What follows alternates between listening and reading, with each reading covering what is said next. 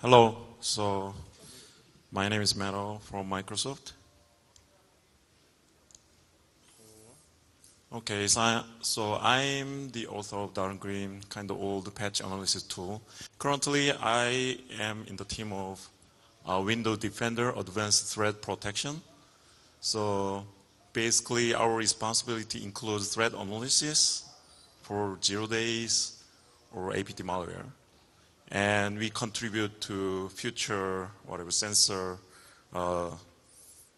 technologies. So basically, we are using most of the ETW events as kind of our source of event telemetries. And we contribute to Windows mitigation efforts like Adobe Flash Player or kernel mitigations mostly. So objectives for today, we have 3 objectives. First, we want to understand the current threat landscape for Windows platform.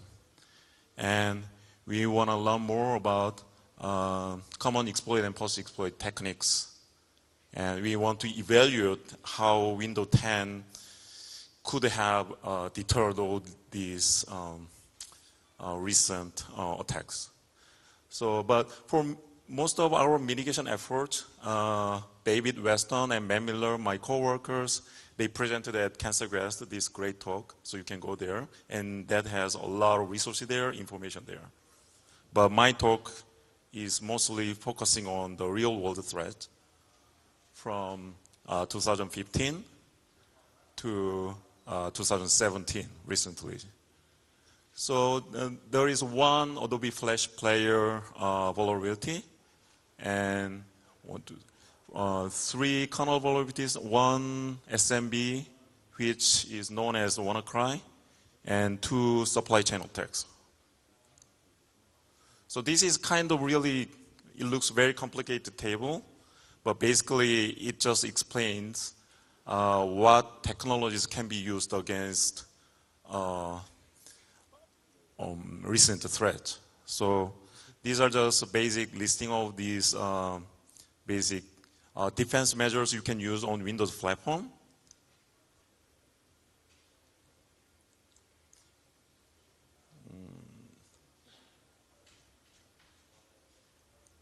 And for these defense mechanisms for exploit phase, actually, we categorized it into 4 different categories. Memory operations, and the other one is control flow hijack or instruction execution and executable memory acquisition. So for each categories, we assigned which defense mechanism could have worked against the real world threat. So first, we want to see the memory operations. So from the exploit phase, that is the first one, the RW primitives. And the thing is that after ASLR and DP was introduced, basically there is not much of exploit that actually uses not using RW primitive these days. So RW primitive is kind of really basic step in making exploits working, because the difficulties of writing exploit without knowing the memory layout is almost it became almost impossible. So the first example that we are seeing is a 2015 8651. So if you disassemble, decompile the exploit, actually it has all these symbols left out. And the symbols, if you look at the symbols, those read bytes, read 32, read 64, write 32, write 64. So these methods are really well defined. And for example, this this code shows 1 read primitive and 1 write primitives, and looks like it's just using corrupted byte array structure, and it can actually read and write full process memory. So this is another example from Win32K. So Win32K suffered a lot with tag W and the SCR name. This is a Unicode structure. So Unicode structure has a length field. If you corrupt the length field, you can access basically full kernel memory. And this can be used against corrupting other structures too. So for these RW primitives, actually the best thing we can do for now is actually tactical mitigations. So they are not something like, it's not like just one defense measures can fix everything. It's more like case by cases. So that is the current status. And we saw some successes in Adobe Flash Player cases, like a vector corruption and byte array corruption. We saw like 2 or 3 years the attackers were using vector corruption as their like RW primitive mechanism. But when Adobe fixed it, actually, so they just moved to byte array structure. And actually, Microsoft helped Adobe to fix byte array RW primitives. And so from here, actually, you can see that this primitive hunting actually makes differences. So if you look at this table, the second column is actually, this data is just collected from just one exploit that can be used against old Adobe Flash Player and newer Adobe Flash Player with vector corruption mitigation. And the second column shows the attack code for non-vector mitigation implementation of Adobe Flash Player. So in that case, the line of attack code is 139. And for the attack code for that exploits that vector mitigation has been applied, it's more than 5,000 lines. So it means that the attack difficulty has increased and the complication of the writing exploits are higher than before. And the next subject we want to look into is actually exploit phase, control flow hijack. So very old times, actually, for Windows platform, when there was no ASLR existed, all useful gadgets are kind of hard-coded. So for if you are using same operating system with the same similar version, then you will have same gadgets just appearing at exactly same locations. But that is not the case anymore because of these ASLR and KSLR efforts. So now they move to function pointer overrides, which means that they just corrupt some object and just override some function pointer there. Then they just change their code execution path. But that is fixed by CFG and KCFG. So now they just need to find a new way, and they just come back to actually return address override. So it seems like it feels really odd because all this exploit scene started with stack buffer overflow, but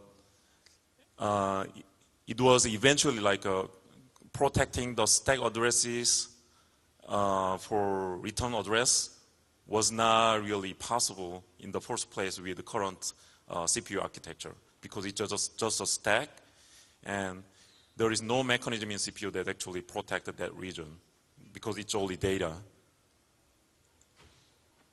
So for example, this is the exploitation process for typical non-CFG target.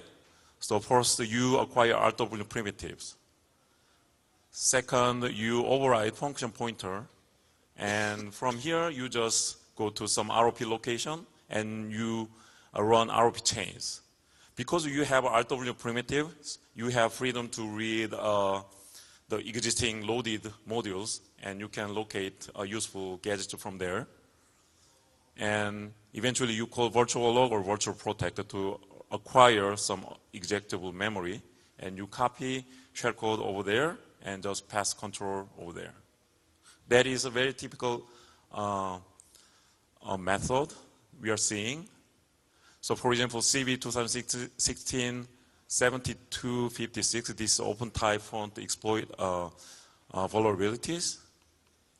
And it's using almost same path, except it's using the user mode allocated executable memory. So in this case, it doesn't even need to allocate any executable memory from kernel space, but it could just reuse user mode allocated executable memory. And because we are talking about function pointer override, here is an example from 2016-7256. So basically, for this exploit, it was just corrupting this ftail vtable entry, and it was going to that specific qsort plus some location where some useful ROP gadget is located. This is another example that we recently saw. So this palette object and offset 60, there is this specific function pointer, which has been used again and again for years, actually. So the target address, which is overwritten with 16, 1, and 4 zeros, that is the user allocated memory, which contains shellcode. So this is another case from Adobe Flash Player.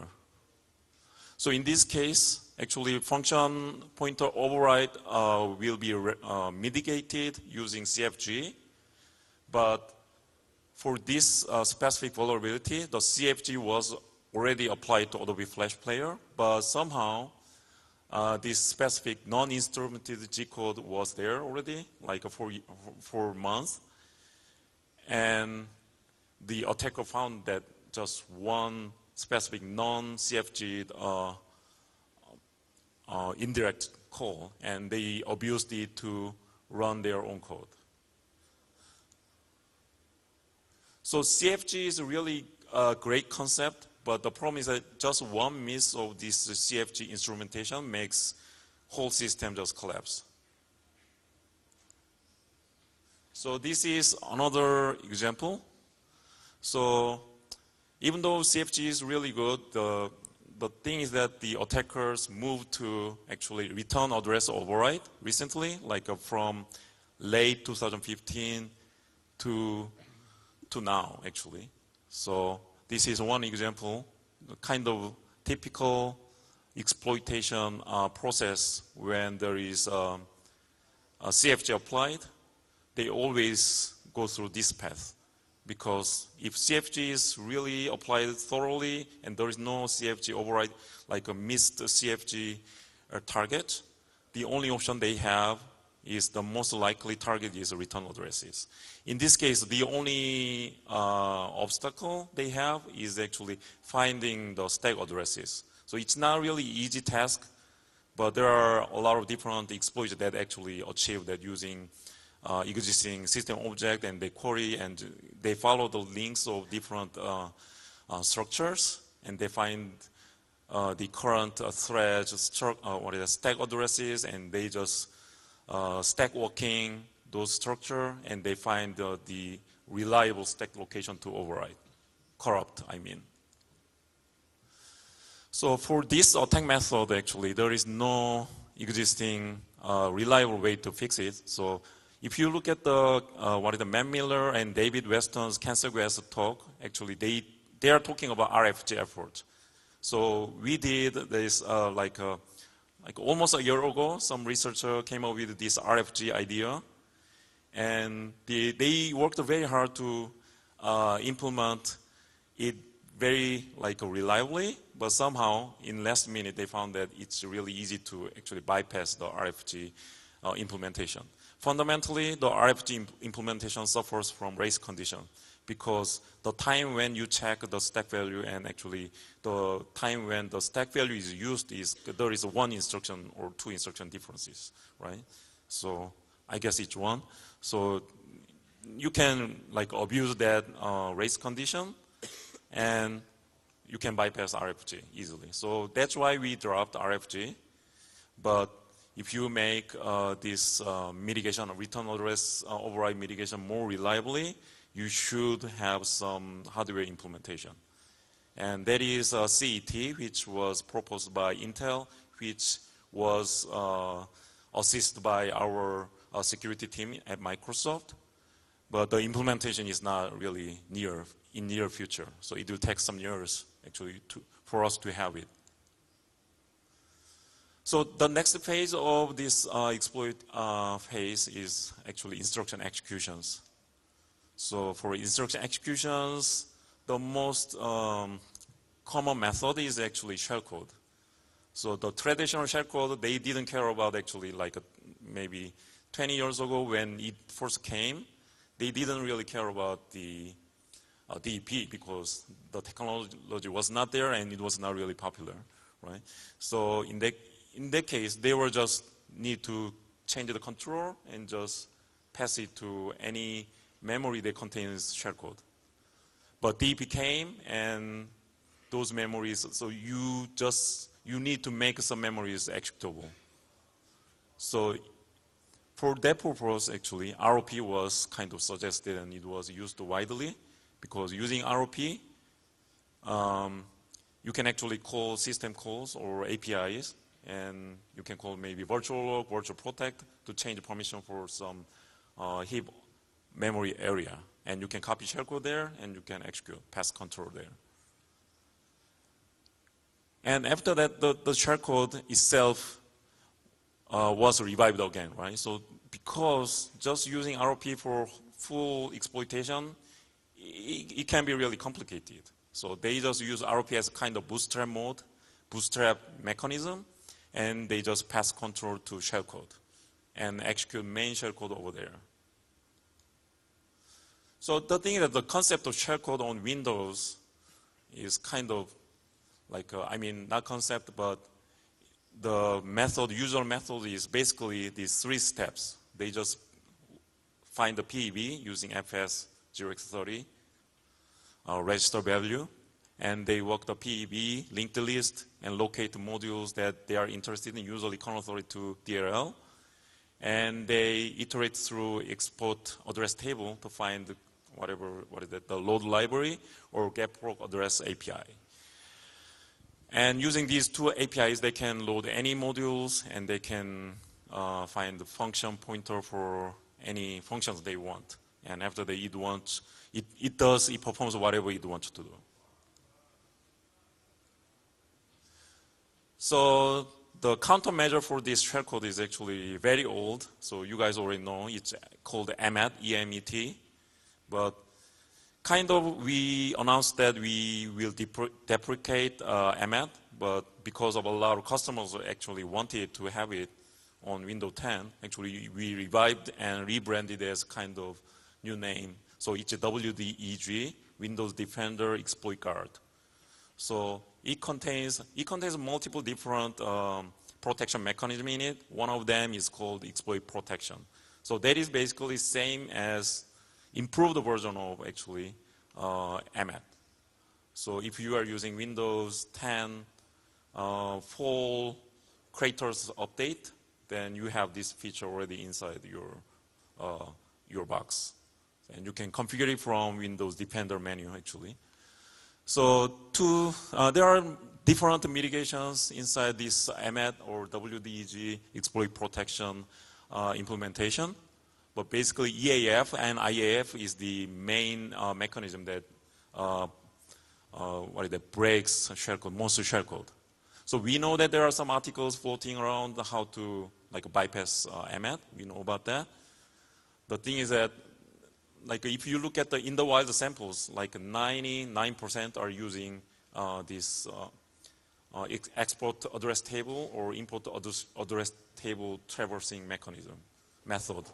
So it means that WDG actually mitigates those attacks mostly. And the other instruction execution mechanism that we talked about, ROP, actually, so DEP made ROP made ROP more popular.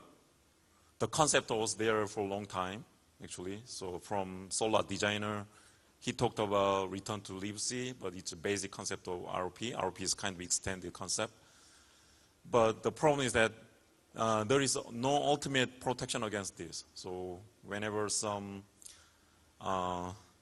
mitigation mechanism comes out, it's always ROP that breaks that, because ROP is just reusing existing code.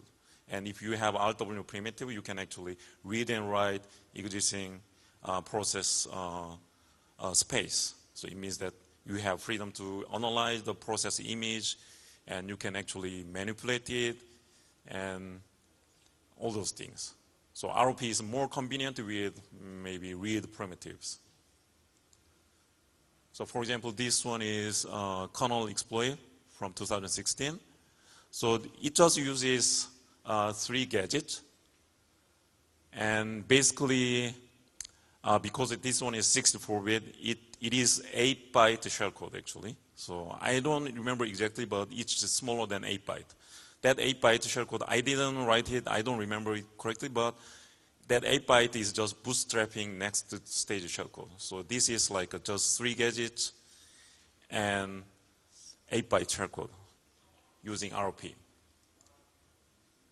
So defense against ROP, even though there is no existing real ultimate defense against this, right? But CET that will come with our suggestions from Intel and Microsoft, that the shadow stack mechanism that we talked about, the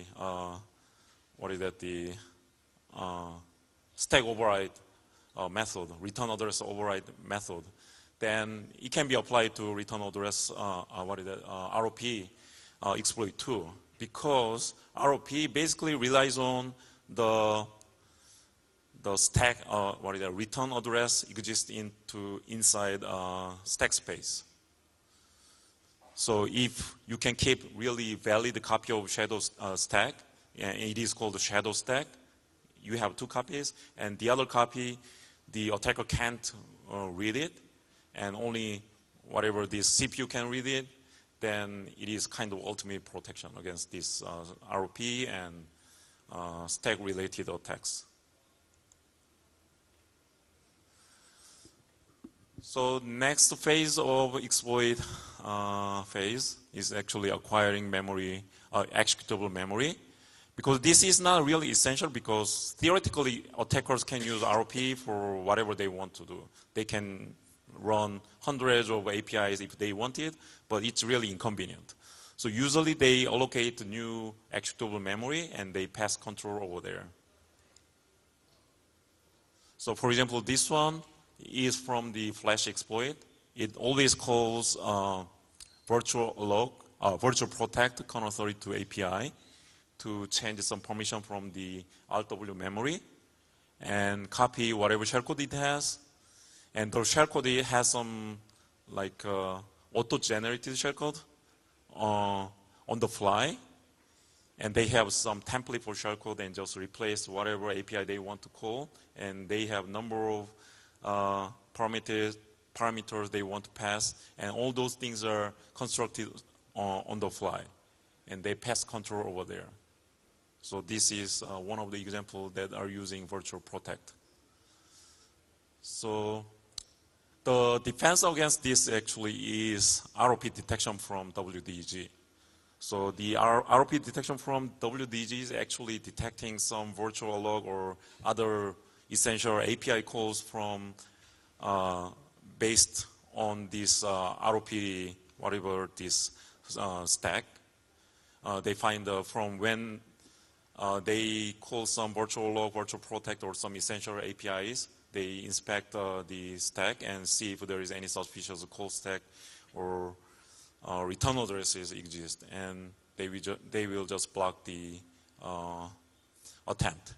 So unlike WDG also supports audit mode. So if you are not so sure your software is compatible with the WDG, you can just run it as audit mode for a few days to see if it triggers anything. Then if you are really confident about it, then you can just run it as a kind of blocking mode. Then it will block any potential attacks in the future. So the next defense mechanism that you can use is actually WDATP. This is not for actually personal users. This is more of enterprise environment product that our team is developing. So WDATP has a lot of sensors related to memory allocations and thread injections. So using this sensor technology, then we can detect when suspicious activities are happening, and including like large blocks of some shellcode blocks or some permission changes for some existing RW memory. So that is another technology that we are developing right now. And the next one is ACG, actually, arbitrary code guard, that is included with Windows 10 Craters update. And if you are really confident about some software that will never use executable memory, then you can just guard it, protect it using ACG. So if any executable memory are created after the program loads up, then this one will block it. So the problem is that actually JIT. So JIT is conceptually just very similar to shellcode, right? So it's kind of allocated on the fly, and it's allocated on the heap. So if your application is using JIT, it can be really challenging. So the one way to know whether your program or software is compatible with ACG is running ACG as a kind of audit mode. So you just run it, whether there is any event coming out when you apply this ACG. Then if you feel safe, then you can just make it as a kind of block mode. So for this executable memory acquisition phase, this example is actually kernel exploit. And in this case, it's using user-allocated executable memory. So some old CPU didn't have the feature that can differentiate between the, what is that? When they pass control from, they run some code, they really didn't know whether, they didn't care whether the original memory was allocated from kernel mode or user mode. So in that case, some EOP exploit, they just allocate what is that? Their shellcode memory from user mode, and when the kernel exploit runs, they just pass control over there. So in that way, they just acquire executable memory very easily. But now with, it's been years actually, SMAP technology, if you have Windows 10 or more than Windows 8, and with this supported hardware, then whenever kernel exploit tries to pass control to user-allocated memory, then it will just block it.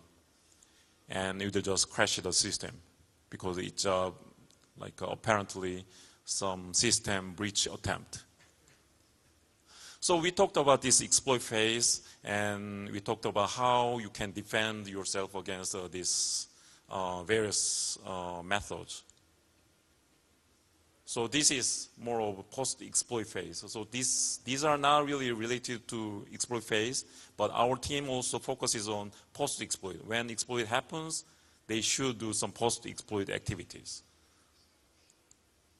So the first step usually we are seeing is actually code injection. So if you go back, actually if you look at the first column, executable loading, create process load library or loading drivers, those are kind of really traditional and very, very typical too. And the defense is very easy actually. So if you use UMCI, KMCI, you can set up some policies that you want to allow for execution on loading. So, but you need VBS or what is it, the virtualization-based security enabled on your machine. So this is totally hypervisor-based security mechanism. So you should have supported hardware, and the hardware should be compatible. But in that case, you can use this UMCI and KMCI device guard-based security mechanism. But for code injection subject, actually, it's kind of very interesting because there are a lot of malwares or exploits are using this actually. So this one is just thread injection, just kind of really typical injection scenario. You just allocate some memory and you write whatever shellcode and you create a remote thread. So the other mechanism that are very popular these days, the last few years, is process hollowing. So there is no create remote thread here. It's just open process and write process memory into target processes, process image location. Usually it is entry point. So they just override entry point whenever the process is resumed, then actually not their original code, but the injected code will be run. So it's kind of taking the process as kind of hostage, actually. So this mechanism is very popular. So if you maybe open up some process explorer, if there is some Windows process is running, but you can't be sure that it is actually Windows process. So you should dump out the whatever image and you should compare it to the original disk image to be sure. So that is the case with a lot of malware these days. So the other very popular mechanism is actually RDI or RDL, whatever you call, like reflective DLL loading or reflective DLL injection. So you saw that from previous slide, I talked that device guards relies on UMCI, right? UMCI detects a load library, and whenever it violates a policy that has set up with XML file, then it will trigger or it will block the attempt. But what if the attackers can load it on the fly on the process memory without using load library? So basically, this is the way how the malwares are doing. So they don't call load library. They just read the process image, or they just download it from website, their C2 server, and they just parse the PE file. They just load it from the memory itself, just by using some few APIs except load library. So in that way, they are under the radar. So you never know that that module is actually loaded, but they are just actually big chunk of executable memory. So basically, there are 5 steps, and it's basically just emulating what load library might be doing. So the other mechanism we are seeing constantly is actually APC injection. So for WannaCry or WannaCrypt case, actually, when the remote RCE condition happened through SMB v1, and when the kernel shellcode run, actually, so the objective was actually running their ransomware, right? So not running kernel shellcode. They wanted to run some userland code, and when they used APC shellcode injection. So they just attached to one of the process in the system, so it is called lsass.exe on the system, and just inject APC shellcode over there. Then from inside that process, actually, then it will do all these drop and run actions. So defense against the code injection is actually ACG. So ACG is kind of ultimate solution for this code injection situation, because code injection always needs some executable memory allocations, and ACG can be configured to block those attempts. And it also supports audit mode that I said, but the very challenging part is that some software are not really compatible with this ACG. So in that case, you should do your own research to see if you can make it ACG compatible. So post-exploit phase, the last subject that I want to talk about is actually token swapping, because we saw a lot of this technique used. This is one of the exploits for Win32K. So this is the simplest exploit that I ever seen, actually. So it just acquires RW primitive for the kernel. So it doesn't run any shellcode, it doesn't run anything. So it just goes through process list, just using read primitive, and it just like swaps whatever changes token for its own e-process structure. So in that way, it just acquires a system privilege. And this is another example, another shellcode example that runs inside kernel. Very typical. It just looks up system process and just change the token field, the address. They just acquire the address from system process and just replace it for current process. So for the detections actually, so WDATP has this feature that monitors the modification of this token field, and it really works well. So this is kind of enterprise environment product. And the next subject we want to talk about is actually domain-specific issues, because there are a lot of different issues that are very, very domain-specific that are not really happening in the other side, actually. So I want to talk about SMB V1, Office, and third-party applications.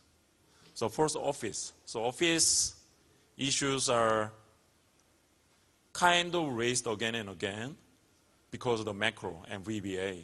So this is a very powerful programming environment. And you heard about DDO Auto, or there are some logical vulnerabilities.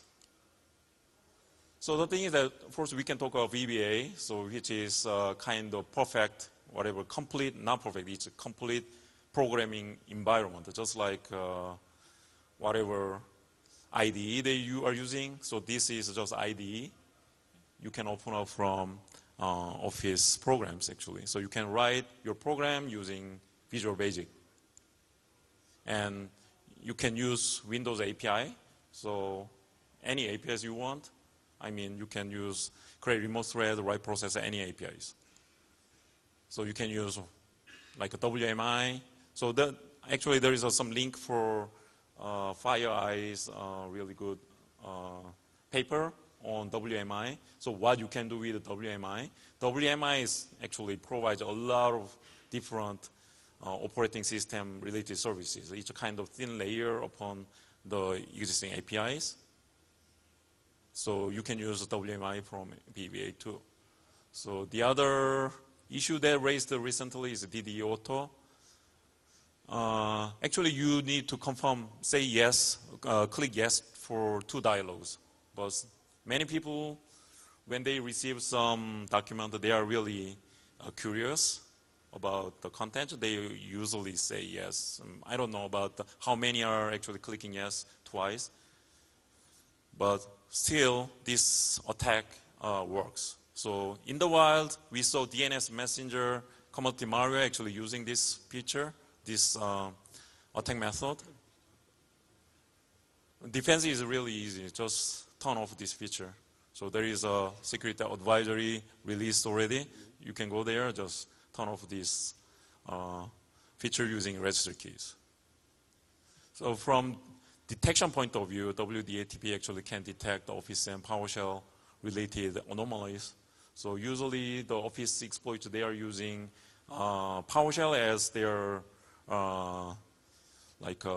code execution mechanism. There are a lot of suspicious PowerShell comes out from this process tree from WinWord. So for example, this one, if you look at this process tree from WDATP, so Explorer, CMD, someone just clicks some document. So in WinWord is executed, and CMD and PowerShell. So if you look at the right side, right bottom, actually, then you can see that the PowerShell command is there. So it's actually connect to paste bin site, and it downloads the next stage PowerShell script and just runs it. So next domain-specific issue is SMB V1. So it's a kind of SMB V1 is really old legacy implementation.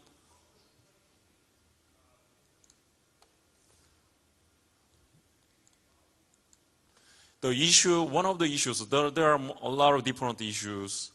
There were a lot of different issues with SMB V1. One of the issues was that there were some dispatch table which were writable. So the exploit just overrides some dispatch table using whatever RW primitive, whatever they have. They just overflow, they just override it, and they can change the control flow.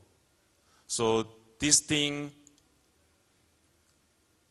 has been hardened, But basically, SMB v1 was deprecated since 2014, I guess. And even the SMB owner inside Microsoft, he tweeted about stop using SMB v1, actually. And it is April 12, which is before this WannaCry outbreak. So, and for Windows 10 fall creators update, actually we made SMB v1 not installed by default. It's not there when you just install false creator update. And as a defense in depth, many dispatch tables that were abused for SMB v1, they are read-only mode right now. So you can't reuse attack technique that were used for WannaCry anymore. So the other defense mechanism that could have used against this WannaCry situation was actually KCFG.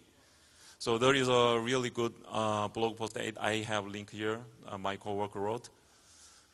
But the thing is that KCFG is more VBS-based security mechanism. So because it overrides the function pointer, if KCFG was enabled, those call instructions would have been instrumented to block this attempt. So the last subject I want to talk about is third-party applications. So this is called supply chain attack. The attack, whatever this flow is really simple. So third-party applications, they are basically owned by some attackers already. And they are signed, and they totally looks like just normal application. They just distribute the update, and whoever uses that application, they are infected. So this is a shadow pad incident diagram. So I'm not so sure anyone heard about X Manager before, but somehow this software is really, really popular in China and South Korea, and even US, there are a lot of customers, I guess, somehow.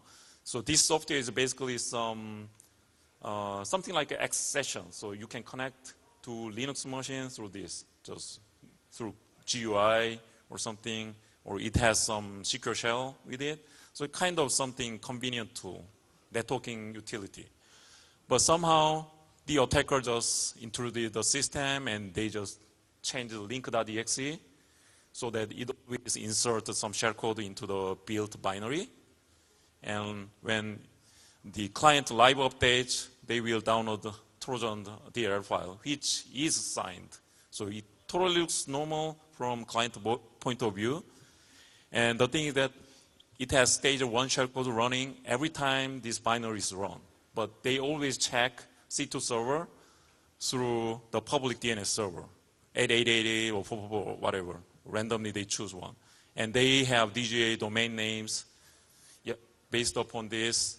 And the attacker set up whatever the response, then the response DNS packet will contain activation key for next stage.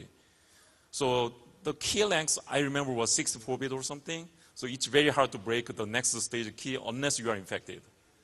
But from the customer base, we didn't see anyone that are really infected. So for the next stage.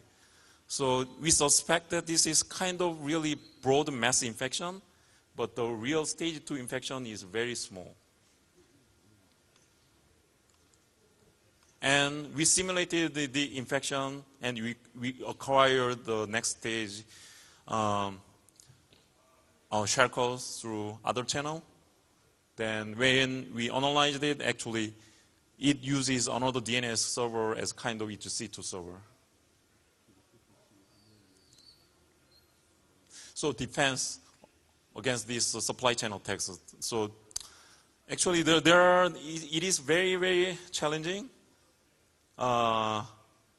to protect against these supply chains because you have a lot of third-party applications in your enterprise environment or home. Then how do you know which vendors are actually trustworthy, right? So the thing is that at Microsoft, we actually found one case from UltraEdit. So UltraEdit is kind of very popular between developers because it's really convenient. It's a paid application. And there was this application supply chain attack happened last April or March.